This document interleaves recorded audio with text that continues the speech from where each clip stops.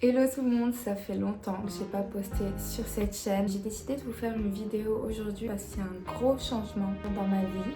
Je déménage au Maroc. Je m'appelle Sophia Benzakour, je suis marocaine et ça fait 10 ans que j'habite à Paris. Je suis venue pour faire mes études d'architecture et puis je suis restée pour le travail. J'ai travaillé pendant 2 ans et demi dans un cabinet d'architecture et en fait j'avais lancé mon blog de mode au cours de mes études. À la fin de mes études, j'ai partagé mon temps entre ma passion, ce blog que j'avais créé, et puis mon métier d'architecte. J'avais un petit peu une double vie. La journée, j'étais dans mon petit bureau avec mes collègues et le soir, je mettais mes habits de lumière et je me transformais en fashion blogueuse et j'allais à des événements super sympas dans tout Paris. Je commençais à avoir de bons retours et une communauté qui grandissait et au bout d'un moment, j'avais envie de me consacrer à 100% à mon blog et puis à mon Instagram. J'ai quitté mon travail, ce qui était vraiment pas facile à faire. Je me suis lancée à 100% dans l'influence. J'ai d'ailleurs créé ma marque de vêtements qui s'appelle Bahar et qui est réalisée au Maroc, ce qui est d'ailleurs la raison pour laquelle j'ai décidé de déménager là-bas.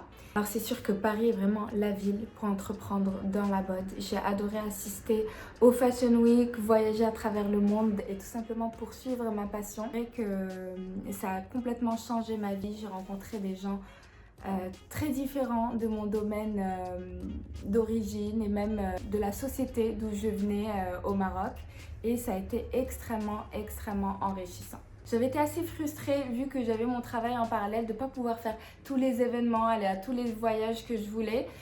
Donc une fois que j'ai arrêté mon travail, j'étais complètement wild, c'est-à-dire que j'allais dans tous les sens, j'essayais de tout faire.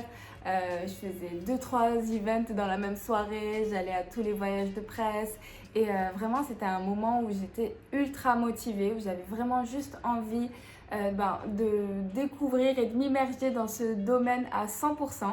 Et je regrette pas, c'était vraiment, j'ai fait des expériences juste incroyables dont je me souviendrai toute ma vie. Mais c'était aussi, c'est quelque chose que j'ai pas beaucoup montré sur mes réseaux, une expérience assez fatigante. Donc la fatigue a commencé à se faire ressentir et c'est vrai que j'ai pas pris la chose au sérieux parce que j'avais ce sentiment d'avoir la possibilité de vivre mon rêve et de vivre de ma passion, et je sentais, enfin j'avais l'impression que je n'avais pas le droit de me plaindre et que je n'avais pas le droit de ne pas me donner à 100% dans ce que je voulais faire. J'étais extrêmement fatiguée, je continuais à créer du contenu, à voyager, à communiquer, à développer des projets et voilà, au bout d'un moment j'ai juste senti que c'était trop. En fait, je pense que le plus difficile, c'était de faire toutes ces belles expériences seule. Ma vie tournait autour de mon travail parce que justement, j'avais cette impression que je devais me prouver moi-même que j'étais capable de réussir dans ce domaine, vu que j'avais laissé tomber un travail, des expectations, un peu aussi de ma famille. Dans mon cercle familial, c'était pas quelque chose de commun. De laisser tomber un travail corporate, on va dire, pour se lancer dans une aventure comme ça. Donc je sais pas, en fait je m'étais mis une pression toute seule parce que personne ne m'a jamais fait de commentaires là-dessus. Au contraire, ma famille m'a toujours encouragée, mes amis également. Mais je sais pas, je m'étais mis une pression où je voulais me prouver à moi-même au final que je pouvais réussir là-dedans, et je me devais de tout donner, surtout que je suis assez exigeante avec moi-même. Donc je me poussais sans m'écouter et c'était une erreur. En fait, je regrette pas non plus parce que ça m'a menée là où j'en suis aujourd'hui. Je suis très contente de l'évolution de mon travail, de ma personne. C'est drôle parce que je me sens beaucoup mieux maintenant que j'approche dangereusement les 30 ans que par exemple à mes 25 ans ou même à mes 27 ans où j'ai décidé d'arrêter mon travail pour me consacrer à mon métier d'influenceuse.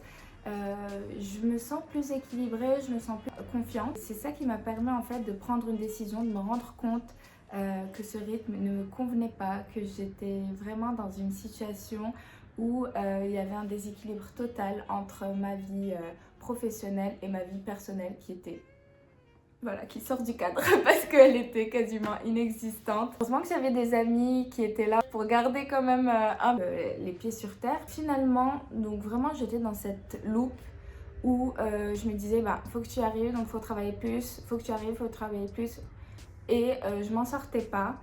J'essaie de chercher un peu d'aide, donc voilà, j'ai eu des assistants, des assistantes qui m'ont aidé à organiser mon travail. La charge était vraiment très importante parce que je ne voyais pas comment j'allais réussir à un jour avoir un petit peu de temps pour moi, tout simplement. Je ne m'accordais pas de temps pour moi. Ben, finalement, c'est l'univers qui a répondu à la question pour moi, puisqu'il y a eu le Covid. Je pense que comme tout le monde, au début du Covid, j'étais juste déprimée par la situation. J'ai passé un week-end devant la télé à suivre les news et à me dire mais c'était complètement de la science-fiction cette histoire. Petit à petit, j'ai vu un peu l'opportunité justement de faire une pause, de me recentrer et de faire le point sur les choses qui comptaient vraiment pour moi. Et je pense qu'on est pas mal à avoir fait ça pendant cette période. Donc voilà, une fois le choc un petit peu du confinement passé, je me suis posé la question, qu'est-ce que j'avais envie de faire? En tant qu'influenceuse, le travail, c'est se présenter tous les jours à vous et vous parler, de vous présenter ce qu'on aime, ce qu'on n'aime pas, ce qu'on a testé. Et puis tout à coup, j'avais plus accès à mon environnement habituel, je pouvais plus faire mes photos dehors, je pouvais plus aller à des événements, voyager. Et pendant un moment, c'était un peu la panique où je me disais mais comment je vais faire pour continuer à entertain cette communauté et continuer à avoir un contact avec vous tout simplement.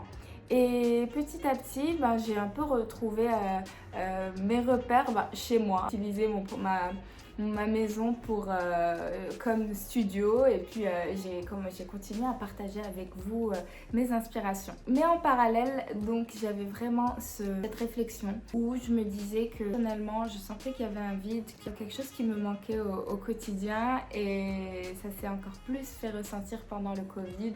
Et c'est la famille. Voilà, j'ai vraiment senti à ce moment-là, au moment où il y a eu l'annonce de la fermeture des frontières au Maroc, je me disais mais imagine, je revois plus jamais ma famille. Enfin, séparés pendant des années, on ne pourra plus jamais se revoir, et ça m'a terrifiée. J'étais vraiment super stressée et anxieuse par rapport à ça pendant très longtemps. Et donc cette idée a vraiment commencé à germer dans ma tête en me disant que au final, si j'arrivais à créer du contenu de chez moi, et voilà, je me suis dit que tout le monde pendant cette période a appris à travailler de chez soi, et le chez moi pourrait être n'importe où. Donc je me suis rendu compte que j'étais arrivée tout simplement à la fin d'un cycle. J'allais faire des changements dans ma vie. C'était de passer plus de temps au Maroc, de trouver un appartement là-bas et de faire des allers-retours à Paris pour continuer à travailler sur mes projets ici. Donc concrètement, j'ai commencé par déménager de mon appartement dans lequel je vivais depuis 2 ans. Pour 2 raisons, parce que vu que je savais que j'allais prendre un nouvel appartement à Casablanca, je voulais réduire un peu mes charges tout simplement. Et mon ancien appartement était assez cher. Donc j'ai cherché un appartement plus petit à Paris vu que je serais là moins souvent. Moi, je voulais quelque chose qui soit plus central parce que quand je vais venir, j'ai envie de pouvoir être dans le cœur de Paris. Après, je suis allée au Maroc et je me suis mise à la recherche d'un appartement. Sur place, j'ai pu compter sur mes sœurs qui m'ont donné plein de bons plans pour trouver quelque chose qui me convienne. Alors c'était assez compliqué parce que je voulais quelque chose d'assez spacieux, lumineux, avec beaucoup de rangements parce que vous savez que j'ai beaucoup de vêtements. Dans un quartier pas trop bruyant. Je voulais aussi que ce soit assez neuf, bien entretenu. Donc au final, je me suis décidée et j'ai trouvé un appartement pile dans le même immeuble que ma soeur. C'est parfait, je vais vraiment être proche de ma famille. En plus, j'ai eu un petit neveu ce printemps et je suis trop contente parce que je vais pouvoir m'en occuper et le voir super souvent.